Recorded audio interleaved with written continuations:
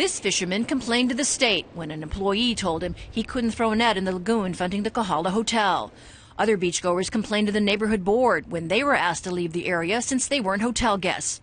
That prompted the state to take a closer look. It found what could be a more serious problem. This wedding gazebo may be in fact on state land, but the state gets no cut from Kahala wedding packages that range from $3,000 to more than $7,000. On top of that, the state says this raft is illegally moored, and there are other questions about a yoga pavilion and a nearby pool concession, and about these beach chairs. 3 years ago, the neighborhood board first took residents' complaints to City Councilman Stanley Chang. The key is it's really both a county and a state issue because the state controls the boundary for the water line, and then from there on it becomes a city. So you get some jurisdictional issues. Encroachment has been a long-standing issue with Kahala residents. The board waged a fight against private landowners who were trying to block public access with landscaping, so it appeared the beach was private property.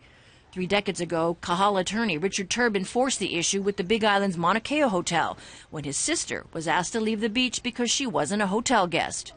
The state had the Mauna Kea Beach Hotel sign a pledge, sign a covenant that they would not exclude the public, Hawaii residents, from the use of the Mauna Kea Beach. That helped establish the rule of law in Hawaii that everybody had access to the beaches. The entire population of the state of Hawaii must be able to use the beaches.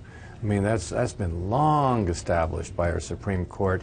Back at the Kahala, the state is poised to either grant the hotel an easement or take enforcement action. But consider this, the state land board was sued last month after it granted a 10-year easement to the Four Seasons Maui Grand Wailea for activities that encroached on state land. The suit claims the move sets a bad precedent by legitimizing illegal operations. So to be fair, if the state goes after private residential property owners in Kahala, should the hotel be treated any differently?